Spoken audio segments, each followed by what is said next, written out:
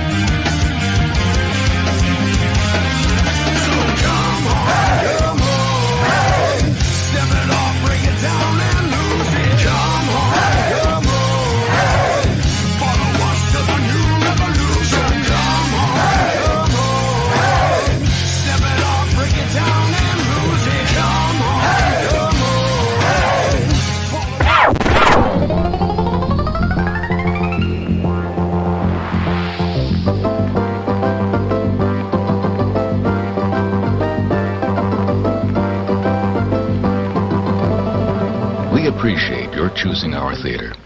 And to make this experience more enjoyable for everyone, we hope you'll refrain from talking during the show. Enjoy the movie. Thank you.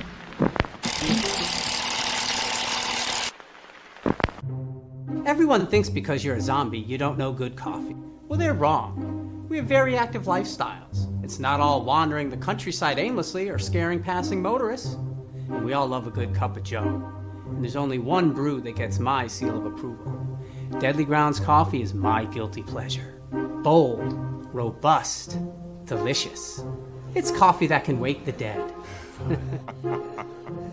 With over a dozen different roasts and flavors, Deadly Grounds can satisfy the most finicky of coffee addicts. The aroma is so intoxicating.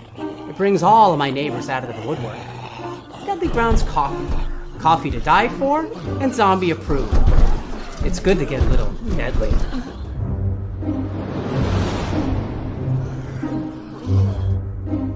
Use the front door! Oh, they're so disgusting. Hey, happy Wednesday. It's Wednesday, right? Yeah, happy Wednesday, everybody. Yeah, it's Wednesday. It's been one of those weeks. So my name's Leo. I'm the monkey behind the keyboard here. We have a kick-ass show for you today. But as always, Benjamin, how's it going, bud? It's going well. It's going well. Super psyched, as usual. Oh, we always man. have awesome guests. I mean, yeah, we do. We always have awesome guests. But I don't want to talk too much because we have a very limited time tonight with our amazing guests. So, yeah. Seems the bigger the guest, the shorter the time. But, it's, it had something to do with D&D. That's all I know. Well, I will say that this particular guest was very classy and actually showed up early. I know. That's rare. But yeah, we have a limited time frame for this one, so let's just get right to it. Let's welcome Amy Chang. Hi, everyone. How you doing? Good, thanks for that intro. Oh, we just try and make people laugh and smile. See, it's working. Yeah. Right? Right. Yeah, we're not the normal by any stretch of the imagination. Normal these days. Well, we're not scripted at all. Mm-hmm. And as far as dialogue, it's just kind of whatever comes. And it seems to be enjoyable for most of our guests. That's a good thing. Right. Well, it's better than boring and drab and the same old question and the same old question and the same old question. Absolutely. So, but we are here mainly to promote your new movie that is coming out. Mm-hmm. No, I think it's It already came out. out May Is it 3rd. out? May Yeah. 3rd. Oh, okay. It Available did on come demand. out. Okay. Jeff didn't do his homework. Sorry. No, I was busy watching it. I was busy doing my homework.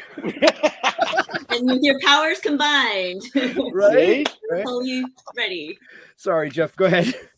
So the movie's called In a New York Minute, Mm-hmm. which takes about an hour and 45 minutes to actually get through.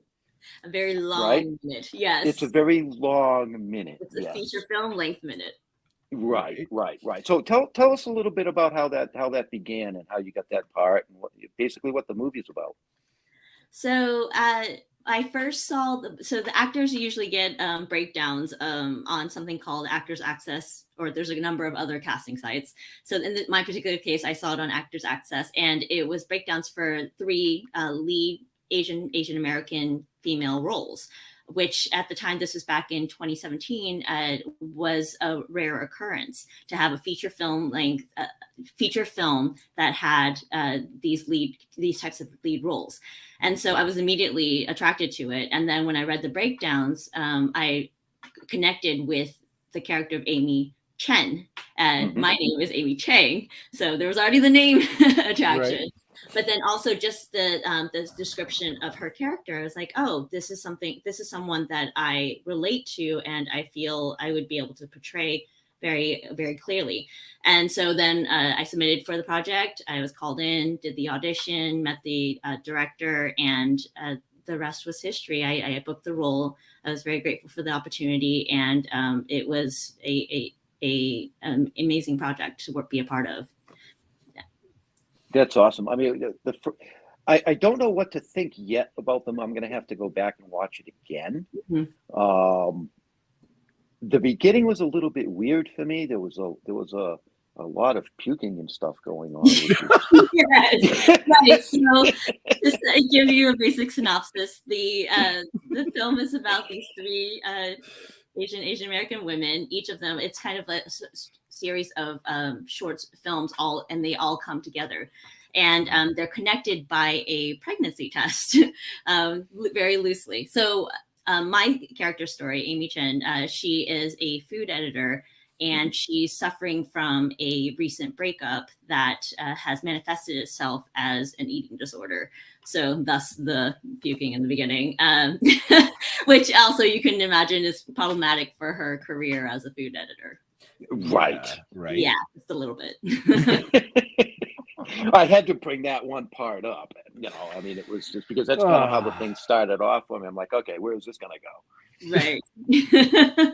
Spoiler but alert. yeah. Well, I did like It's not really a spoiler. I know. I'm just no, being- not No, really. no, it's not. You know, I did like the mix of the English and Mandarin, That's correct. right? Because you speak fluent Mandarin, don't you? I personally do not actually. Oh, you don't? Okay, I thought you did. Yeah. So I was born in Taiwan, but my family immigrated to the U.S. when I was about 4 to Kansas because that was where we had some extended family. So Toto. yes, no, and I was of the generation where my parents very much wanted me to learn to speak English fluently, and we went to a predominantly Caucasian school, so my brother and I were essentially like the only Asians, at least in my memory. You know, that might in not Kansas. Kansas, Kansas, right? right? At that time. Right. And so even though my parents, kind of like you see in the movie where Amy's mom speaks to her in Mandarin, she responds in English. That's very much the kind of conversations that me and my parents would have, where they would speak to me in a combination of Taiwanese and Mandarin, and then I would respond in English. Because it's different to like understand the language, but I wouldn't necessarily know it well enough to be able to respond. And it wasn't until I went to college that I took some Mandarin classes and got a little bit better, but it's still, you know. So you understand the language a lot better than you can actually speak it. Exactly. Okay. Yeah. I think that's what she said, Jeff.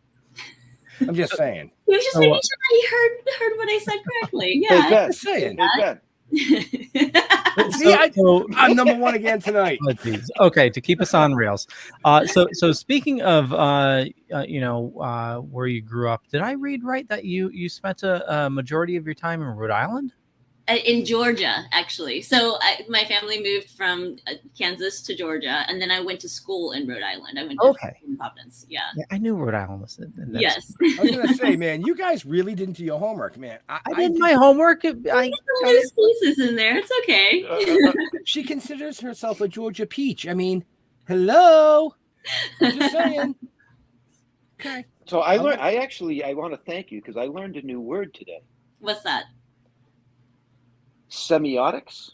Oh, yes. So maybe you did do your homework. I always do my homework. Yeah, I read that and I'm like, what the fuck is that? I had no idea. And when I Googled it and actually looked at the definition of it, I'm like, they actually teach that? They did. It's no longer a major at Brown, but at the time, when I was at school there, it was still a major, art semiotics. And it's about signs. Yes, exactly. Like signs and symbols and how we interpret them. You know, you see a picture of a tree, a photograph of a tree versus a drawing of a tree versus a real life tree. They all signify tree to us. But like, why is it that we are able to make those connections? So combination of that and like psychology and a couple of other, and then combining that with visual arts. Oh, okay. So you big into like ink blots and stuff too? I think some people who majored in that might be. I personally find them interesting, but I don't. Okay, that was just an odd question. Yeah. Yeah, I mean, where did that come from? So imagery and psychology. I read a book. Had to be a little over 10 years ago, and it was the psychology of marketing and imagery. And one of the tests they did was, they had somebody travel from down some certain streets, and they placed some certain images across the way and certain colors and stuff, and were able to guide them towards a specific test within a purchase within a test. Did you? I know this is totally off the wall, but did you study any of that or? I didn't personally, but I think that there are people who might have majored in art semiotics and then ended up going into marketing. I think that is a very natural path to go into. Yeah. Sweet. That's why I bought those jeans. Exactly. Yeah, and it talked about the psychology of when you're deciding between some items, they'll give you like 3 choices, and just the psychology between the 3, like one is like better than the other, and then one is like way off, to guide you into where they want you to go. marketing. Okay, so I guess it's my turn to bring everybody back on track tonight. So we're here to promote In a New York Minute. Yes, and our we have the amazing trailer, guest, don't we? Yeah, We and do. our amazing guest, Amy Chang. But Leo, where can they find out about our amazing guest? Well, definitely check the show notes up above or down below, depending on where you're watching or listening to us. And we do have the trailer. The movie came out May 3rd, so definitely it's by Gravitas Ventures, which makes some amazing movies. Here we go.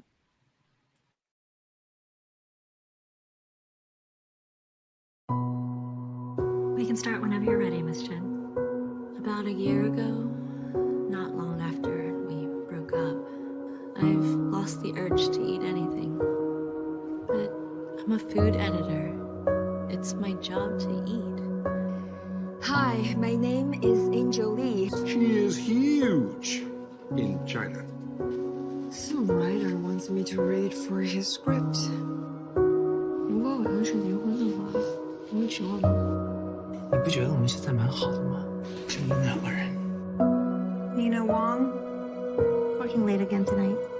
And nice guys don't mix with girls like us. I don't want you working at the KTV anymore. It's not good for you. Why do you care so much about me, Ian? You know why. Would you choose love or freedom?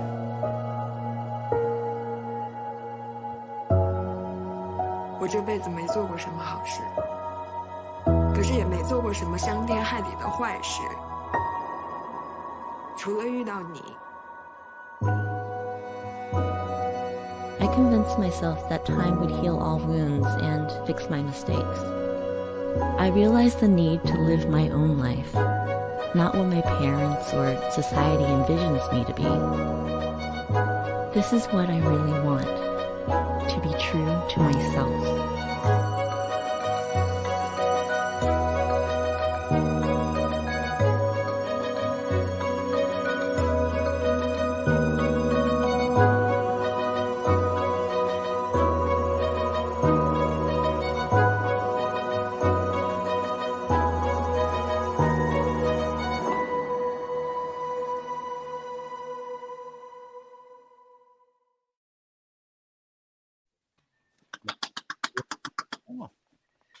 See, Leo, if you were Awesome. using another platform, I could have just pushed the button and it would have clapped for me.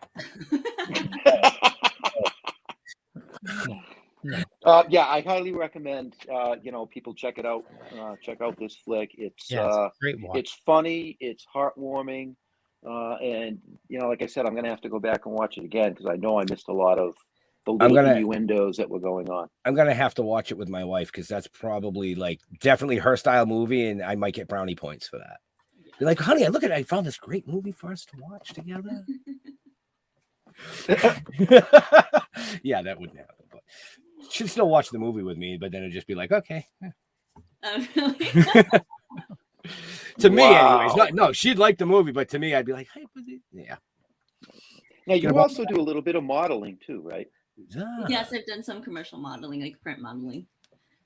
Yeah, and you've done some high profile commercials too for like Dell and Verizon. Yes. And My dad was very proud of the Dell commercial because I got to play a doctor. So one, and then two, because it was an international campaign, and so there would be a giant poster of me as a doctor in an airport in Germany, or there would be print ads in The Economist, and so he was able to share that with his friends at church, which I think just got him brownie points. Right. And, did I see it on a subway as well? Like a subway train? There were people sitting on my face at one point. That was definitely a weird experience. The whole train was wrapped in the campaign, and then on some of the seats too. So yeah. Yeah, the marketing editor did not think that one through. I don't know what goes into decision making on that end. Right. But like Jeff said, you've played some high profile things, but you've been in a lot of other amazing stuff. One of my favorites is Law and Order: Organized Crime. Yes. I mean, that is something that we watch religiously. Oh yeah. And I told I told my wife, I'm like, we get to interview Amy Chang, and she's like, I'm like, her, and she goes, I have to work. It sucks to be you. You can watch it later. Yeah. You can watch it on demand. Sorry. Technology these days. Wonderful. Right. What was it like? Well, what is it like? Because you're still on the show. What is it like being part of that show? Well, actually, my character was only on that one episode, but I would love to be brought back. So if anybody is listening from the network, but it was a great experience because one, I think a lot of New York actors like to joke that you're not officially a New York actor until you've been on a Law and Order. In one of the many. One of Mr. Wolf's creations. Yes, yeah. So that was kind of like my now I'm officially a New York actor moment, even though I've been acting for a while. And then the other aspect was that I got to wear a pregnancy belly, which was an interesting experience. I personally have not had the joy of motherhood, but it was interviewing some of my friends who have been pregnant in the past and be like, okay, so like, how do you what is it like when you're sitting, when you're walking around, so that was a lot of fun. And then I also had a young co-star who played my daughter, and she was lovely. So I always enjoy scenes where I get to work with kids and puppies. Puppies. Pretending to be pregnant and people sitting on your face. I'm not sure where to go with that. Well, I was going to go with children and puppies because I read her bio on her page, and I want to know, did you write your own bio? I did. You did. So for our viewers and our listeners later and people viewing this later, the last line, I had to go, I'm going to have to ask. She says, I think babies smell sweet, but they taste even better. Yeah, I wrote that down because I with a question. I beat you to that one because you beat me to all the other questions that I had written down. So it's my turn. Would you like to enlighten us with that? I think it was just I wanted to show a little bit of my hand that their appearances are not always what they seem. I think when somebody initially meets me, I try to exude a very warm and welcoming and innocent expression. But there's a lot of quirk under there, and so that was my way to be like, yes, I think babies are adorable, and they do smell good. Like when you smell like it's like pastries, when you think of, when somebody's baking, you're like, oh, there's like that warm heart, like heartwarming feeling when you smell fresh baked pastries. And I think with fresh, like clean babies too, they just smell good. And then eat them up, until they poop. Well, that's not the side of it, Who invited this guy? Just curious. I was just gonna say, if you're gonna throw puppies in the mix, their feet smells like popcorn. Really? No, Fritos. Fritos, dude. It's popcorn. It's Fritos. Puppy toes is popcorn. Oh, maybe puppy toes are popcorn. Dogs are Fritos. See what I mean? We have the train just. Yes. You've also done some theater too, right? Yes. Yeah. Do you like doing theater, or do you prefer doing the acting? They're both acting, but you know what I mean. Right. Like I love both. There's definitely the positive aspect of theater is that you get that instantaneous live feedback from the audience, and you feel like you are creating the story and bringing them into it. And there's that direct connection versus film and TV, it's like you're recording it and then you never know like what people, unless they tell you, but like you don't know what the response is going to be to your performance. Right. And then of course theater is typically on a larger scale versus film and TV. You need to be subtle because if you make any large grand gestures, it's going to explode on the screen. It just becomes too big. Right. Okay. And in theater, you can hear the boos, but in the movies, you'd have to be in the theater to actually hear it. Hopefully not. What the hell, Jeff? Like I said, who invited him? Unless if I would love to play a villain and have people boo me, because I feel like then that means that I did my job, where like I am a nefarious enough character that people like hated me. Wow, do you hear that, Marvel? I was just going to say that. I was literally just going to say, did you hear that, Marvel? But then again, Jeff, she is in New York. city, I would assume. Mm-hmm. So Brooklyn. she's only about 40 minutes from Bill's studio. So the next time we're down there filming, we could have her play a villain, and definitely she could get some booze. We get booed all the time. Oh, really? We're not actors, but we have to be. I know we are running on time. Jeremy was asking if there was any big mess ups on set. In the New York Minute? Yep. Not during my storyline. I'll say that like one of my co-stars, Nina. So the character's name is Nina. She was played by Celia All. She mentioned that during their storyline, I think there was a day where something happened with the food truck where the power went down, and so they had to get a generator. But mine was smooth sailing, so I was very grateful for that. Very cool, very cool. So we did mention, well, you brought up D&D before the show. Yeah. And you were in a show, True Believers. Are you a comic book fan? Yes, I grew up with X-Men. Oh, nice. Yeah, Psylocke was my hero. I don't know if you guys are familiar with the Marvel X-Men series. Mm-hmm. Yeah, so Wolverine and Cyclops and Rogue. I loved Rogue and Gambit. So all of those characters were a part of my childhood. See, we all have an inner geek. Right? Right? Yeah. Agreed. Absolutely. And X-Men's coming back. You know, they got the 90s cartoon is being rebooted. I think I read something about that. Pretty exciting. Very cool. Yeah. We were actually joking about X-Men the other day. I have 44 copies of #1, the one from like the 90s. What? Yeah, it's not worth much, but it was like I thought it was gonna go up in value, so I bought a crap ton of them. But I was just gonna ask why 44. And why 44? I feel like that's a very yeah. It was just that's all the store had. Okay. Much, yeah. Give them to me. Give them all to me.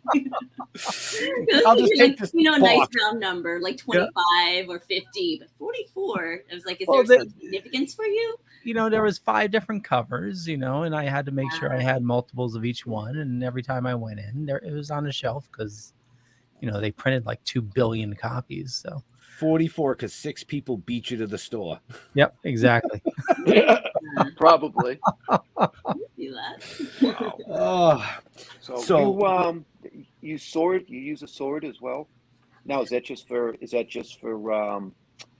acting or for film combat, or do you actually use a sword? Are you trained in it? It was for film combat. I would love an opportunity to get to learn sword fighting it for reality. Although I have to say there was one time when I was going to set with my sword and riding this New York City subway. This was years ago.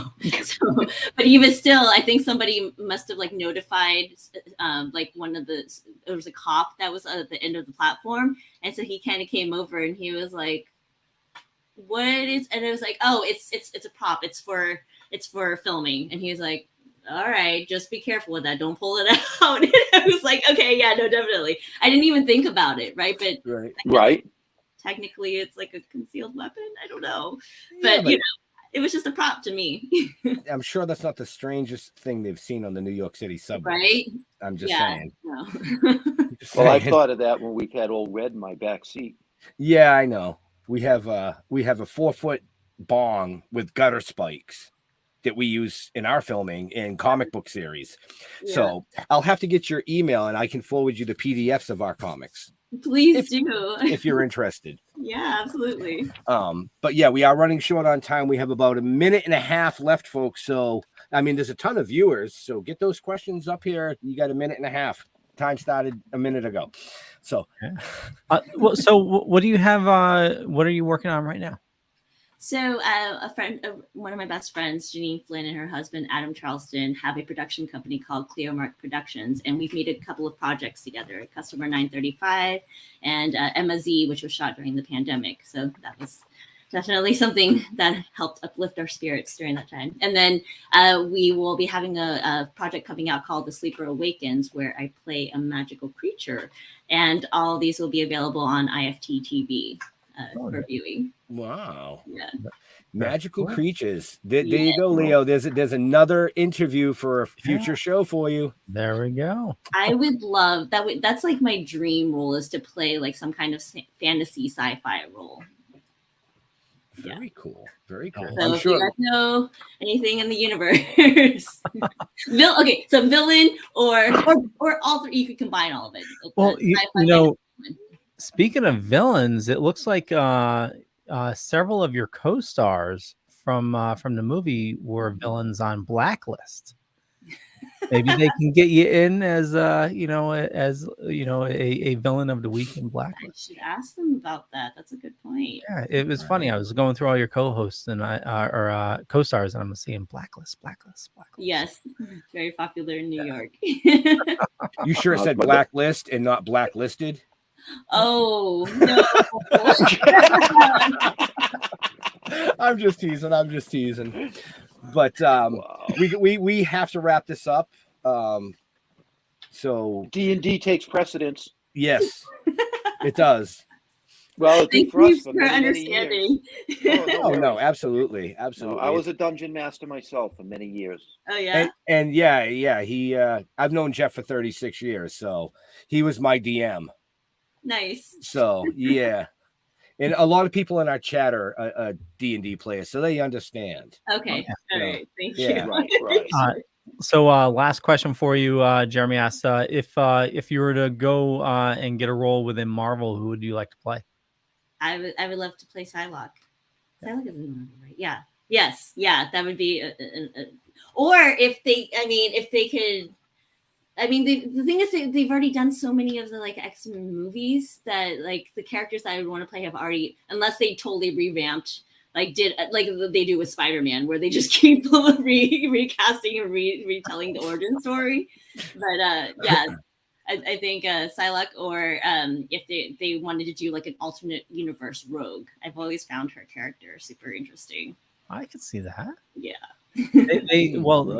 Rumor is they're redoing the X-Men since Marvel owns everything, or Disney owns everything now. So right. You may get your chance. That'd be awesome. They should introduce Rogue's sister, Rags.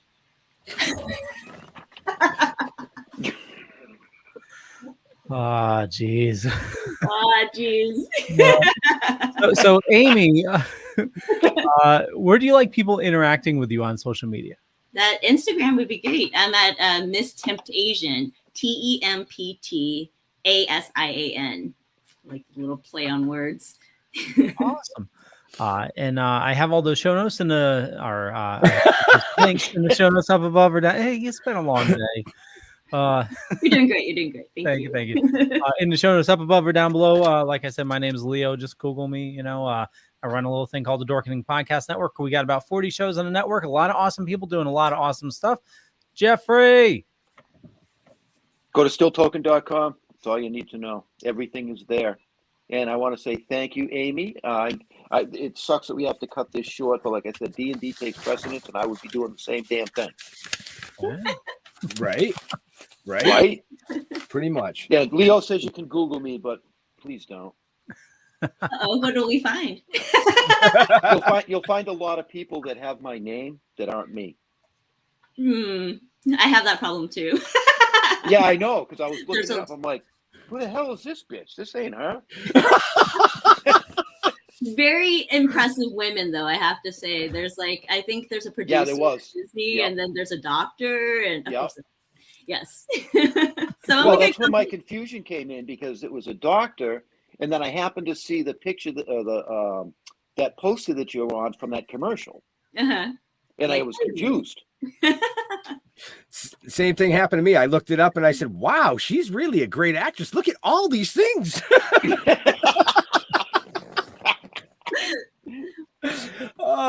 But no, in all seriousness, we want to thank Amy for taking time out of her busy schedule to come out and promote